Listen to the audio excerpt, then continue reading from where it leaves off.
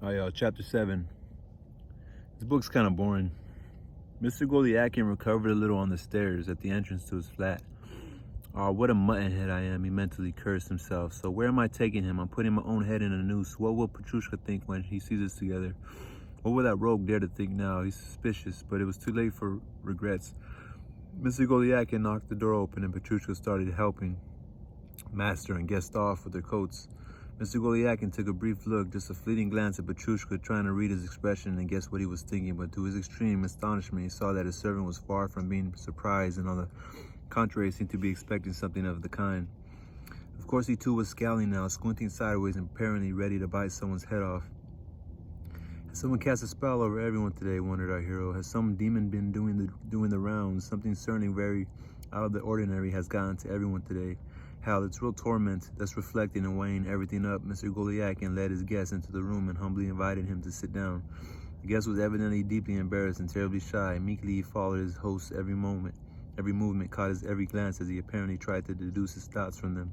So it seemed there was something downtrodden, cowed, and abject about every gesture he made, so that at the moment he was, if I may make the comparison, rather like someone who, for lack of any clothes of his own, had put on someone else's. The sleeves right up, the waist is around his neck, and he constantly keeps tugging at his wretchedly short waistcoat, or he stands sideways, tries to hide somewhere, then peers into everyone's eyes and listens hard to discover whether people are discussing his circumstances, whether they're laughing at him, or whether they are ashamed of him. This man blushes, becomes flustered, and his pride suffers.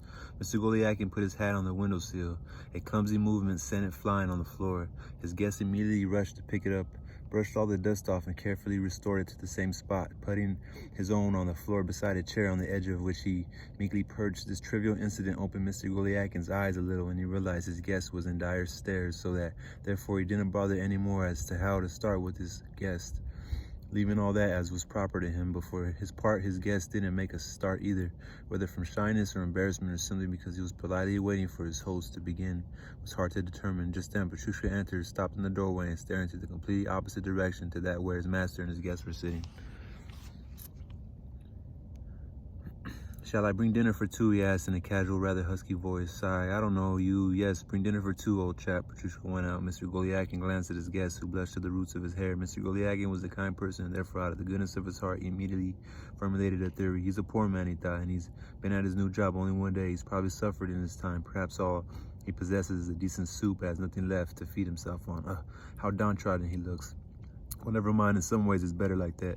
"Forgive me for asking," began Mr. Golyakin, "but please, may I inquire, by what name should I call you?" I'm Yakov Petrovich," replied his guest, almost in a whisper, ashamed and embarrassed, as if he were begging forgiveness for the fact that he too was called Yakov Petrovich. "Yakov Petrovich," our hero repeated, unable to conceal his confusion. "Yes, sir, exactly, sir. Your namesake, sir," replied Mr. Golyakin's humble guest, venturing a smile and allowing himself to say something a little more jocular. Then he immediately sank back and assumed a serious, but at the same time rather embarrassed look upon seeing his host was in no mood for jokes. "Then you, if I may inquire, to what circumstance do I owe the honor?" "Knowing your goodness of heart and virtues," his guest rapidly interrupted, but in a rather timid voice, half rising from his chair, "I made so bold as to appeal to you and ask for your friendship and protection," his guest concluded, evidently having difficulty expressing himself and choosing words that were neither too flattering nor obsequious, so as not to compromise his pride, yet not so daring as to suggest an improper equality. In general, one could say that Mr. Golyakin's guest was behaving like a noble beggar who, wearing a patched tailcoat and with a nobleman's passport in his pocket, is not yet practiced in the art of dully holding out his palm. "You're confusing me," replied Mr. Golyakin, surveying himself, the walls of his flat, and his guest. "How can I be, that is, I like to say, in exactly what respect can I be of service to you? I felt drawn to you at first sight, Yakov Petrovich, and please be gracious enough to forgive me. I built my hopes on you. I dare place my hopes in you, Yakov Petrovich. I'm like someone forsaken here. I'm poor. I'm suffered a great deal, Yakov Petrovich, and I'm still new here. When I found out that you, with the customary innate qualities of your beautiful soul, had the same surname as me." Mr. Golyakin frowned. "With the same surname and from the same place as me, I decided to come and familiarize you with my painful position." Very good, but really, I don't know what to say to you," Mr. Golyakin replied in an embarrassed voice. "Well, let's talk after dinner." The guests bowed. Dinner was brought. Petrushka laid the table, and guest and host proceeded to satisfy their appetites. The dinner did not last long, as they were both in a hurry, the host because he was quite himself and felt ashamed that the dinner was poor. Ashamed partly because he wanted to feed his guests well, and partly because he wanted to show that he did not live like a pauper. For his part, the guest was extremely embarrassed and confused. Once having helped himself to a slice of bread and eaten it, he was afraid to stretch his hand out for another slice, was ashamed to take the best portions, and constantly claimed that he wasn't at all hungry, that the dinner was excellent, that he, for his part, was perfectly happy and would be grateful to him to his dying day. When dinner was over, Mr. Golyakin lit his pipe and offered his guest another that he kept for friends. Both sat facing each other, and the guest began the story of his adventures. Mr. Golyakin Jr.'s tale lasted some 3 or 4 hours. The story of his adventures consisted, incidentally, of the most trifling, most inconsequential, and one might say, meager incidents.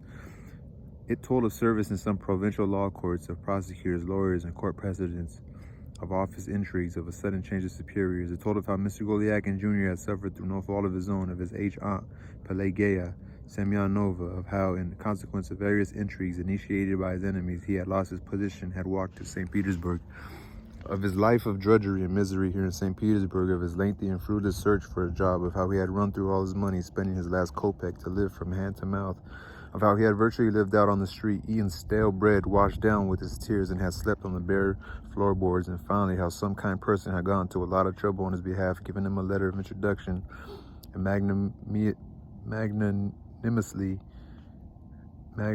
magnanimously fixed him up with a new job. Mr. Golyakin's guest wept as he told his tale and wiped away the tears with a blue check handkerchief that strongly resembled oilcloth. He concluded by completely unburdening himself to Mr. Golyakin and confessed that for the time being, not only did he not have the wherewithal to live and settle himself in decent lodging somewhere, but couldn't even afford to equip himself with a uniform.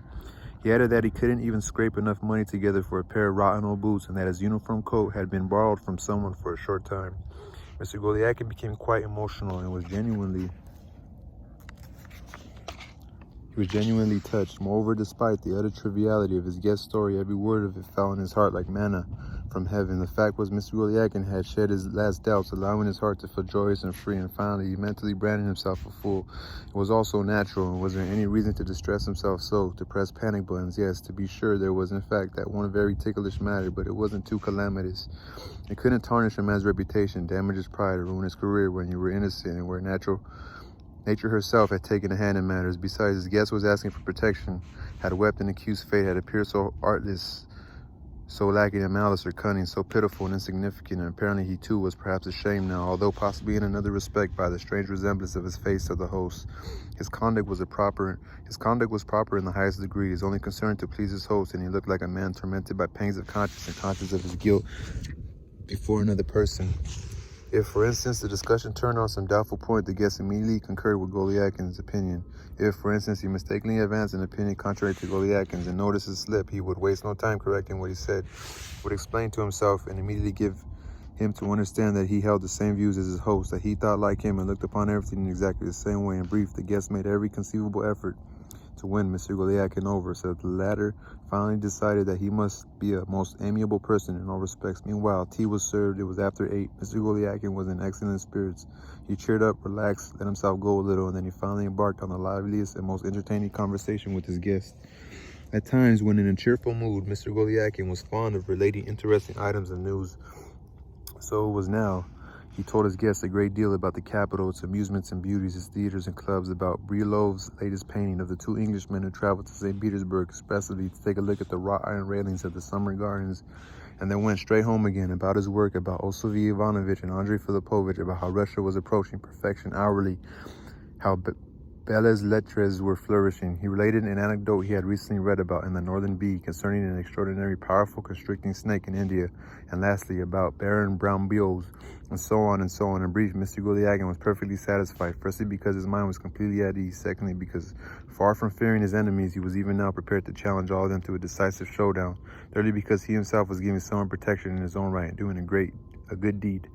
In his heart, however, he admitted that he was not entirely happy just then, that there was still a tiny worm lurking inside him which, although minute, was gnawing away at him even now. He was much tormented by the memory of the previous evening at Osovy Ivanovich's. What would he have given for certain of yesterday's events never to have happened? Still, never mind. Our hero finally concluded, and he firmly resolved to behave well in future and never make such awful blunders again. As Mr. Golyakin was completely relaxed and suddenly felt almost completely happy, he even had the urge to enjoy life a little. Petrushka brought rum and they made some punch. Guest and host drained a glass each, then another. The guest became even more amiable than before, and for his part gave more than one proof of his fortnight and easygoing, happy-go-lucky nature, sharing in Mr. Golyakin's joy to the full and apparently rejoicing in his joy alone, considering him sole and true benefactor. Taking a pen and small sheet of paper, he requested Mr. Golyakin not to look at what he was going to write, and when he had finished, showed his host all he had written. It turned out to be a rather sentimental quatrain, written in exquisite style and handwriting, and evidently his own amiable guest's own composition. The lines read as follows: If e'er you should me forget, I'll never forget thee. Whatever in my life may happen yet, never forget me. With tears in his eyes, Mr. Golyakin embraced his guest and finally, overcome with deep emotion, initiated his guest into some of his most intimate secrets and confidences, laying great emphasis on Andrei Filipovich and Clara Osseyevna. Well, it seems that you and I will get on famously, Yakov Petrovich, our hero told his guest. You and I, Yakov Petrovich, will get on like a house on fire, like brothers. Well, we'll fox them, old chap. We'll be sly together. We'll be the ones to do the intriguing to spite them. Yes, we'll start intrigues to spite them. And don't trust any of them. I know you very well, Yakov Petrovich, and I understand your character. You'd go and tell them everything, you honest soul, but you must steer clear of all of them, my friend. In complete agreement, the guest thanked Mr. Golyakin, and finally, he too shed tears. Do you know, Yasha, continued Mr. Golyakin in a weak voice, trembling with emotion, come and live with me for a while, or for good. We'll get along so well. What do you think, old chap, eh? Now, don't you be embarrassed or complain about this strange situation between us. It's sinful to complain, old chap. It's nature. Mother Nature is bounteous. That's what, Yasha. I'm telling you this because I love you. Love you like a brother. We'll be cunning too, Yasha. We'll lay a few traps of our own and score off them. Finally, the punch reached the third and fourth brotherly glass, and Mr. Golyakin began experiencing a twofold sensation. One that he was extremely happy, extraordinarily happy, and the other that he could no longer stand on his feet. Of course, the guest was invited to stay the night. A bed was somehow made up from 2 rows of chairs. Mr. Golyakin Jr. announced that under a friendly roof, even bare boards make a soft bed, that he could in fact sleep anywhere he had to, with humility and gratitude. That now he was in paradise, and that finally he had been through much grief and misfortune, had seen everything, suffered everything. Who knows what the future held, or perhaps have to endure much more. Mr. Golyakin Sr. objected to this and argued that one must put one's whole trust in God. The guest agreed entirely, adding that there was, of course, no one like God. Here, Mr. Golyakin Sr. observed that in a certain respect, the Turks were right in invoking the name of God even in their sleep, and then without concurring with the aspirations of certain scholars directed at the Turkish prophet Muhammad. And recognizing him as a great politician in his own way, Mr. Golyakin embarked on a very interesting description of an Algerian barber's shop that he had read about in some miscellany. Guest and host laughed a great deal at the ingenuousness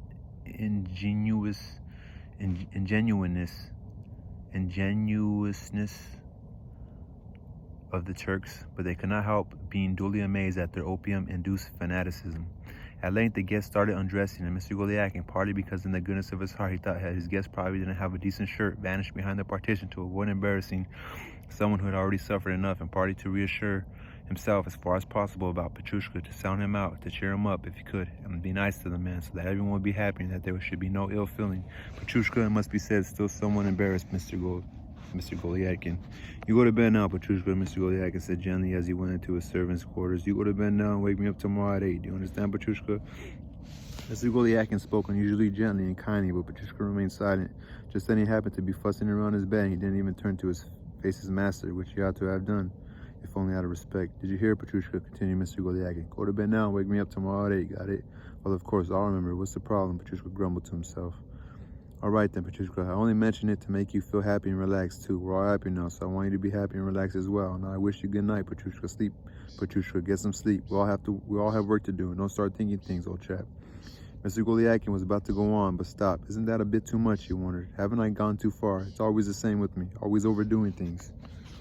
Highly satisfied with himself, our hero left Petrushka. What was more, he was rather hurt by Petrushka's rudeness and stubbornness. You try to be nice to that good-for-nothing. You go out of your way to show that good-for-nothing some regard, but he doesn't appreciate it, thought Mr. Golyakin. But his sort all have that same vile way with them, a trifle unsteady on his feet, to return to his room, and when he saw that his guest had gone to bed, he sat down for a moment on the bed. Come on, own up, Yasha, he started whispering, wagging his head. You scoundrel, Yasha, you're the one who's at fault after all. You're my namesake, you know, he continued, taunting his guests in a rather familiar fashion. Finally, after wishing him a friendly good night, Mr. Golyakin retired to bed, and meanwhile, the guest started snoring. In his turn, Mr. Golyakin climbed into bed and chuckling and whispering to himself, You're drunk tonight, Yakov Petrovich, my dear, you old rogue, you Golyatka. What a name you got. Well, what are you so pleased about? Tomorrow you'll be crying your eyes out, you great sniveler. What am I to do with you? Just then a rather strange sensation, something like doubt or remorse, seemed to flood Mr. Golyakin's whole being. I really let myself go, he thought, and now there's ringing in my head and I'm drunk. Just couldn't control myself, you damn fool. And he spun me a whole yarn and was preparing to play tricks on me, the rotter. Of course, to forgive and forget insults is the first of virtues, but it's still very bad, that's what it is. Here, Mr. Golyakin got up, took a candle, and went once more on tiptoe to have another look at his sleeping guest. For a long time he stood over in deep in thought. Not a very pretty picture, a caricature, a pure caricature. That's all you can say about it. At last, Mr. Golyakin really did retire for the night. His head was splitting and filled with ringing and buzzing. Gradually, he began to doze off. He tried to think about something, to recall something very interesting, to resolve some very important ticklish matter, but he could not. Sleep descended on his miserable head, and he slept the way people usually sleep who are unused to the sudden consumption of 5 glasses of punch at some friendly gathering. All right, now we're on chapter 9. Actually, that was chapter 7. I just finished chapter 7. Now I'm on chapter 8. So that was the end of chapter 7. Peace.